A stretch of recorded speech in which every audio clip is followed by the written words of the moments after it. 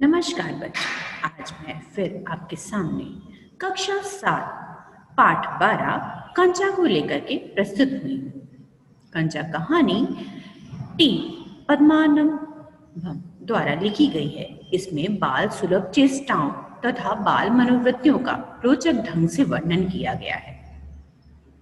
कहानी में अप्पू नाम का एक बालक है। घर से विद्यालय जाते समय उसके मस्तिष्क में एक कहानी चल रही है। वह उसी में खोया हुआ है। बाजार से गुजरते समय अचानक उसकी नजर एक दुकान के जार पर रखे हुए कंचों पर ठहर जाती है। वह उन सुंदर और गोल गोल कंचों में इस तरह से खो जाता है कि वह विद्यालय में भी देर से पहुंचता है।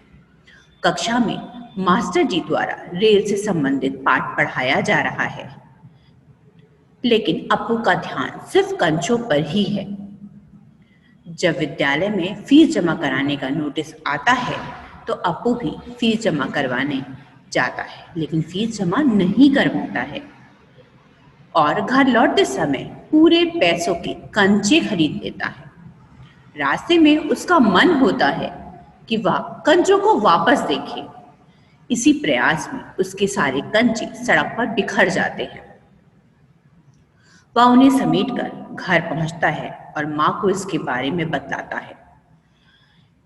पहले तो माँ भी हैरान हो जाती है, लेकिन फिर बाल सुलभ भोलेपन के कारण उसे अप्पू पर हंसी आ जाती है और वो अप्पू को अपनेपन से चिपका लेती है।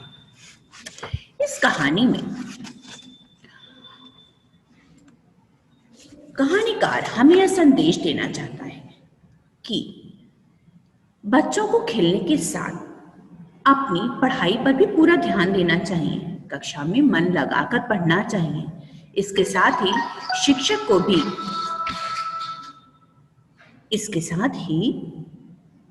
को भी उसकी मानसिकता को जानने का प्रयास करते रहना चाहिए।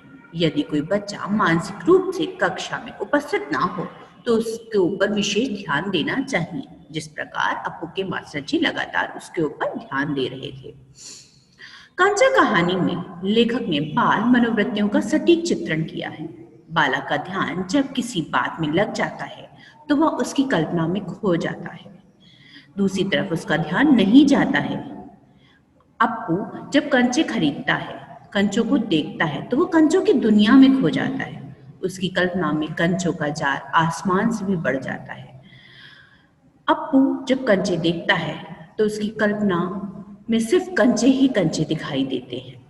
सड़क पर कंचे बिखरने के बाद ड्राइवर को वह कंचे दिखाता है। इसी प्रकार माँ को भी अपने सामने ला कर के वह कंचे दिखाता है और उसका सारा ध्यान सिर्फ कंचों पर ही केंद्रित रहता है।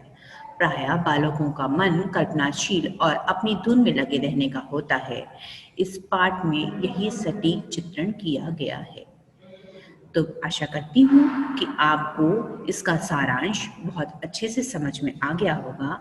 अगले वीडियो में अगले पाठ को लेकर के हम फिर हाजिर होंगे। तब तक के लिए धन्यवाद। सभी बच्चे मन लगाकर इस पाठ को पुनः पढ़ते रहें। धन्यवाद।